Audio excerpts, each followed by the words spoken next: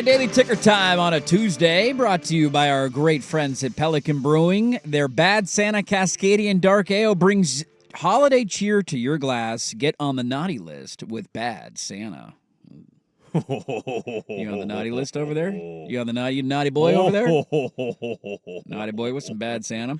We'll talk to the homie Mike G. Rich if he answers the phone here in a moment. He did not answer on first attempt. He was the one that wanted 8. I asked for 7:30. He said, "Can we go at 8?" I said, "Absolutely." He's got a job. He does a daily podcast. Well, he has a kid. He's got a kid, so maybe he's dealing with something. We'll see if we can get Mike G. Rich on the line. Got a lot of early solo dad duty going on with some of our favorite friends. There's a lot of that, right? Wife's got to go to work. If you work in media, you got to take care of the household duties. We are going to get to the mail sack coming up in 13 minutes. Let me give you the correct phone number this time, 503-864-6326. Hey, there you go. That is the correct phone number. Vancouver Ford text line. They treat you right before, during, and after the sale. Visit them at vancouverford.com. That they do, Bob. Let's talk to the homie Mike G. Rich on Twitter at Mike G. Rich. Locked On Blazers daily podcast, who all of a sudden has happy things to talk about on the podcast after a few sad years of podcasting. That 45-point loss, that was the most depressing thing to listen to, was Mike Richman. Mike, good morning to you. First off, is your boss listening?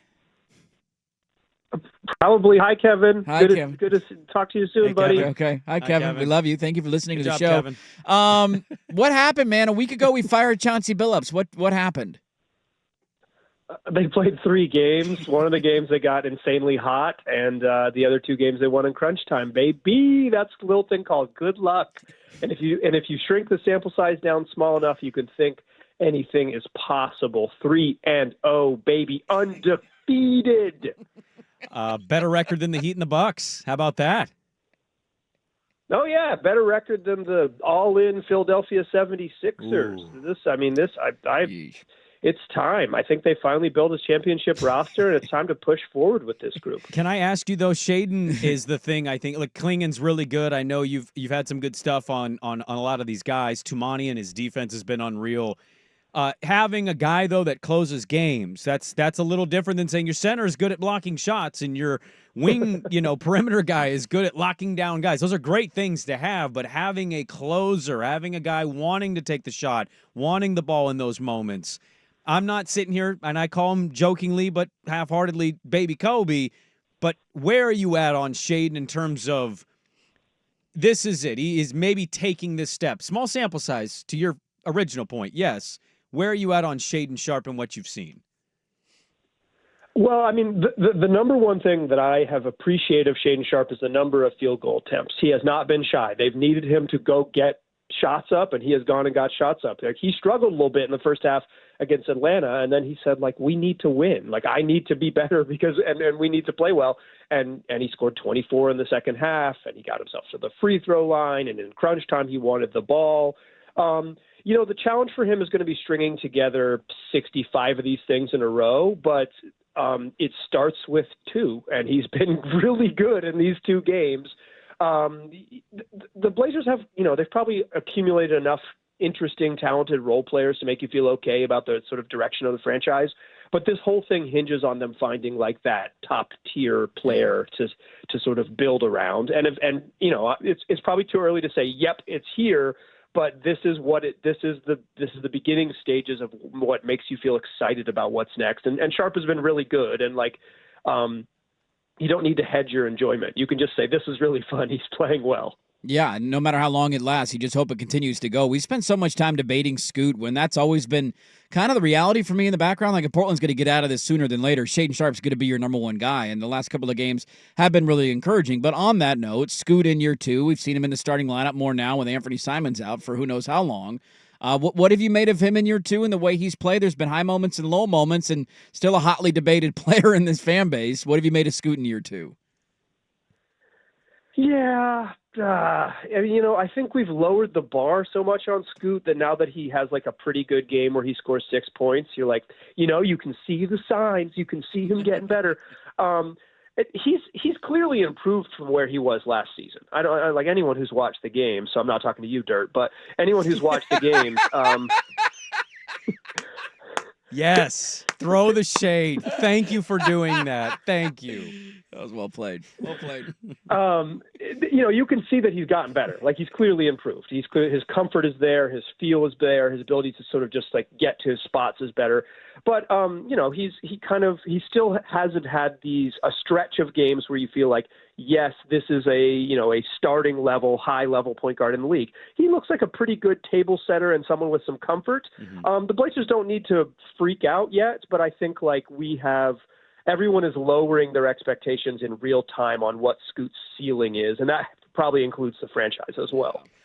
What do they do with Ant and DA here? I know that those guys might be on their way back. Ant they diagnosed it as an illness, and DA dealing with some nagging injuries. I think the one bright spot a lot of us out there have had, and maybe it's more in the minority than I think. I think what's been great about this, Mike, is that not that they've won the games per se, but that it is something, as you highlight, it looks like something, right? It looks like what maybe the Crone Zone and company are aiming to do. They're the tallest team in the league, right? They've got all this athleticism and wings, and it's successful. So, like, what are they to do with DA and Ant? Because I can't help but think, how much is going to shake up the rotation? What do you think they should do with DA and Ant? I don't know. The thing is, like, maybe you should have made these decisions before the season started. You can't just like send them to the moon. That's not how this works. They make too much money. So like, even if you are trading them, which I think it's going to be pretty challenging in and of itself, like you're trading them back. It is $25 million for Anthony Simons and like $35 million for DeAndre Ayton. If you were to complete a trade with them, you're going to be taking back veterans who likely need to play. So it doesn't solve it. Like, you can't just like exile them and like magically just like have the rotation you wanted. The decision to do that was sometime last year. When they didn't do that last year, they kind of walked themselves into this. It's tough because if you play Anthony Simons with this group, you're playing multiple negative defenders, and right now they're playing lineups with basically one or none.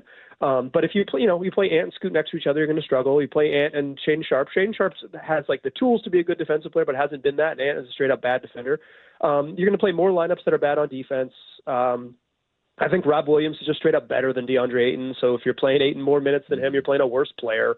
There's no easy solution. There's nothing too clean to solve here, but I don't think it's easy because DeAndre Ayton got traded for Yusuf Nurkic, Nazir Little, and Grayson Allen. He doesn't have trade value. He didn't get more valuable while being a member of the Portland Trail Blazers while having some pretty bumpy years. So you're not flipping him for something. You're just kind of you're just moving along, I guess. Well, can I ask you, not to interrupt you, Dirt, but like, what's the value of Ant then? Like, the Cavs tried to trade Garland this offseason. They couldn't do it. Now they're 15-0, and they're super excited. Ant said quite literally, I want to win now, but he won't demand a trade. They've gotten better since he's gotten out. You talk about his defense. I've looked at this just in being bored. What team is saying, I want Anthony Simons on that contract with what he's been? Yeah, I don't even – the contract isn't that bad if he was playing at his sort of normal offensive level. I think – but he has all of his normal warts, and then this year he's really struggled on offense. I don't think his trade value can go in any direction but down. Like, I think just in general, a combo guard who can't defend is not a valuable archetype across the league. Yeah. Ask the Miami Heat. They've been trying to trade Tyler Hero for 10,000 years, and he's still on the roster. Yeah. So, I think Ant was going to naturally have a relatively small trade market, and now he really struggled to begin the season on offense. Like, the thing that he was good at hasn't been good. So that makes it challenging. I think what you do is you try to get Ant back in the lineup and have him make some shots. Like, he's shooting 30% from three. Have him just make some shots. One of the best adjustments you can make as an NBA team is play better. If Anthony Simons can come back and play better, then it really changes the calculation a bit. But he's not going to sort of magically become, the missing piece for teams. But he could improve his trade value from where it is currently. Yeah, he's having a down year shooting, no doubt. Mike Richmond is our guest. Locked On Blazers podcast, daily podcast. You can check it out wherever you get your podcasts, at Mike G. Rich on Twitter. Go give him a follow. It's funny because it has been enjoyable for me this week, somebody who is as sour on this organization as anybody in the market, because one of the things I've been asking for is just like a youth movement. I never really understood the idea of bringing all these vets back and kind of log jamming positions where you're trying to show development and give opportunities to some of your younger guys. And Donovan Clingan is a prime example of that. They weren't playing him more than 13 minutes a game early in the year. And then he has a game where he plays 30 and he's got 8 blocks and he's dominating. He's a talk of the NBA and everybody's thinking about him as a defensive player of the year. How does that lineup work when Ayton is back and you got Robert Williams not sitting out on the second of a back-to-back? And should fans be okay with that, I guess, because he's shown you that he does have the ability to play more than 15 minutes a night?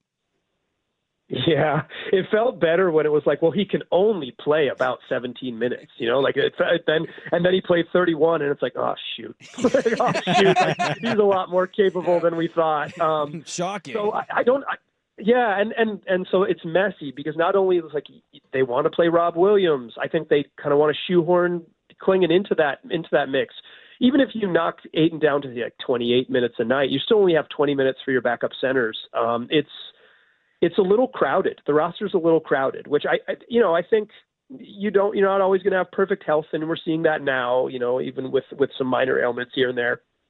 But if everybody's healthy, or if particularly the centers are healthy, playing Donovan Clingan 14 minutes a night on this team with the way he's played seems just like unreasonable. I don't know that fans should freak out before like Christmas, but I think this next month of him playing so little is going to be frustrating. Yeah, but it's incredible. And then like on Christmas Day, you can freak out. I'll give you the green light. Okay. Well, and that's fair because the season doesn't start for many people till Christmas Day. The problem with that is people that watch Mike, it's like that's the hope though.